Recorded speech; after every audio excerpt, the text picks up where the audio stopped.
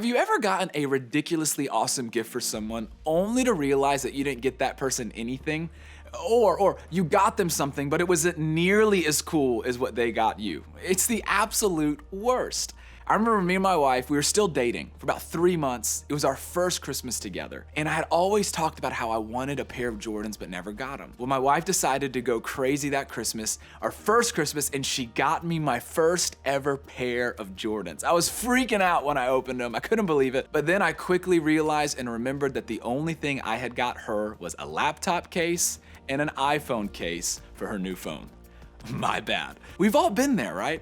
And because we've all been there, most of us go to great lengths to avoid being in that kind of situation. For example, here's some of the things that I do.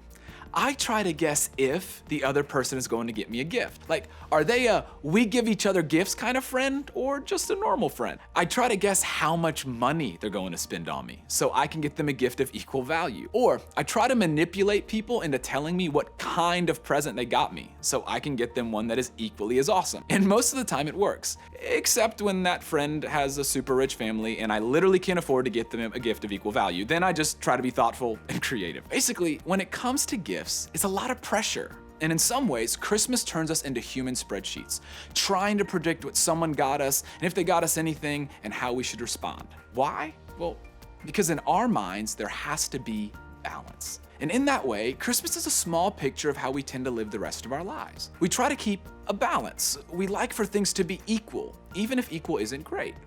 Here's some examples. At home, if your sister is a jerk to you, you almost have to be a jerk right back, don't you? I mean, if your response doesn't equal the way she treated you, well, you're afraid that maybe she'll get worse. Or let's say your mom says something that feels disrespectful to you, and in return, you feel justified in being disrespectful back. Why?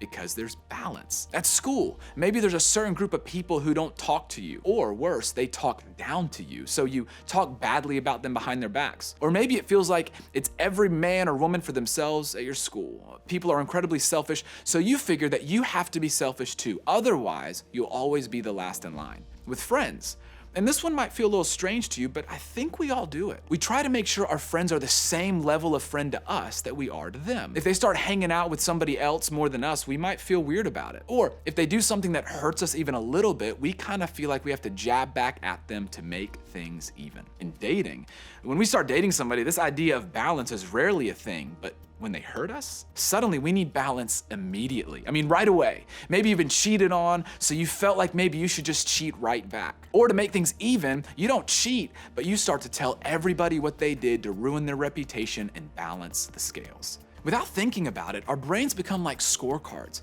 We keep a constant tally of how people treat us and how we should treat them in response. What they give us, we give them in return. And it sounds kind of weird when we say it out loud, right? I mean, the tendency to keep things in balance doesn't make you bad, it actually makes you human. It's normal. But all at the same time, you may notice that something doesn't feel quite right about it. We all do it, but saying so out loud just feels odd. But what else are we supposed to do? I mean, the answer isn't to let people walk all over us with no consequences, right? I mean, why would we give up all of our power to just be a doormat? I don't know about you, but that sounds like a miserable way to live. And you have to ask, is that what God even wants for us? The idea of balance is actually what we're talking about today. While they might not sound like something that connects to Christmas, I want you to hear the Christmas story a little differently.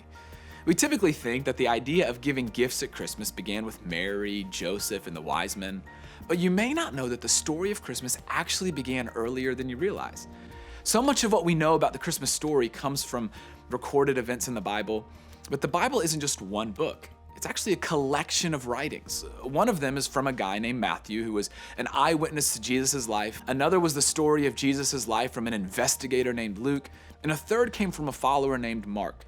There was this fourth guy too, and he wrote down his own account of Jesus' life. And it came from someone who knew him well, a guy named John. And this account sounds a little different because by the time John wrote his account down, he was an old man. He had been in prison a long time and had some time to really think about all that happened. And when it comes to the Christmas story, John didn't just focus on what happened with the baby in the manger. Of course that was important, but instead, John focused on what it all meant. That's why John sounds so different when he begins the story this way. In the beginning was the Word, and the Word was with God, and the Word was God. He was with God in the beginning. If you didn't catch it, John starts by calling Jesus the Word. He wasn't trying to be weird when he used this term. He's making a point that up until this time, people had trusted prophets to tell them the Word of God that God wanted people to hear. And now John says that if people want to know the Word of God, they should listen to Jesus. Jesus is the best example of what God is like. What is God saying to the world? Whatever Jesus says, because Jesus is the Word. Then John throws in the idea that Jesus was there from the beginning. He wasn't just an extremely special baby born in a manger. No, he was with God from the very beginning of creation.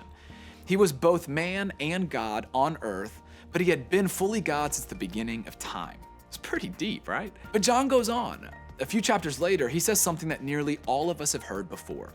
It's something we have even memorized as little kids. In fact, it's so familiar that if we aren't careful, our brains will just try to ignore it. We'll see it as information we've already learned. But this isn't something that we want to ignore or miss. It gets to the very heart of what John meant when he said that Jesus is the Word. And it goes like this. For God so loved the world that he gave his one and only Son, that whoever believes in him shall not perish but have eternal life. That's the Word. God loved, so God gave. For centuries, people had wondered what God was like, and now there was an answer. And there are a few words in there I don't want you to miss. God so loved the world that whoever believes in him shall not perish. In other words, God loved and God gave for everybody. I mean, his message wasn't just for the Jewish leaders or believers at the time. In fact, his message wasn't just for people at that time. Instead, it's for all of us. For God so loved all of us that he gave. And here's what's crazy. All of this happened before you were born. Like, think about that for just a second. God so loved you and me that he gave Jesus, his Son, so that we could all have a relationship with him before we were even born. Before we messed up one time, he made a way for us to be connected to him. And on the other hand, what's even crazier is that God gave Jesus before we even did one good thing. Before you ever came to church, prayed a prayer, sang a song, or even gave an offering, God was generous to you. If we were to look for balance, it would look this way. God gave it all, and we gave nothing. If we were to look at it as if it were a scorecard, it would look like this. He gave it all, I gave zero. He didn't measure the scales and then decide. There was no scale that his gift could fit on. There was no balance. There was nothing to be fair about. He gave all before I could give anything. Why? Because God so loved. He gave extravagantly and way out of balance because he decided to. In other words, God sending Jesus is the ultimate example of generosity. So often you and I think that if we take away the balance scales or the scorecard, we'll be considered weak or powerless. But it's just the opposite. God has all the power that exists in this world, and he still chose to be more generous than we deserve. He didn't let our actions determine his actions. He's too powerful for that. And he is calling us to be more like him because God demonstrated generosity by sending Jesus. The invitation is for us to demonstrate his generosity to others. Imagine this.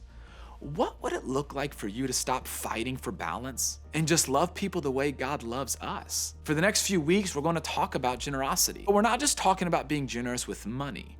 We're talking about being generous with how we talk to people, talk about people, serve people, treat people. What would it look like for you to be generous with compliments and kindness and forgiveness towards others, regardless of how they've treated you? This Christmas, you can decide to be generous like everybody else, measured, balanced, or transactional. Or you can be generous like Jesus.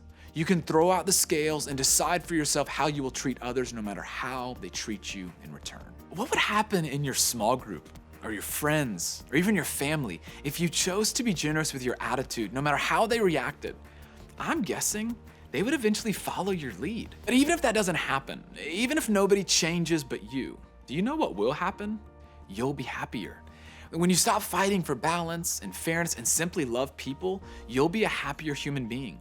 Generous people almost always are. And you'll be more like your Heavenly Father, who not only loves the whole world, but he loves you personally. And not in a balanced way, but in an over-the-top, more than you deserve just because he wants to kind of way. And you may just find that when it comes to Christmas, that's exactly what you want.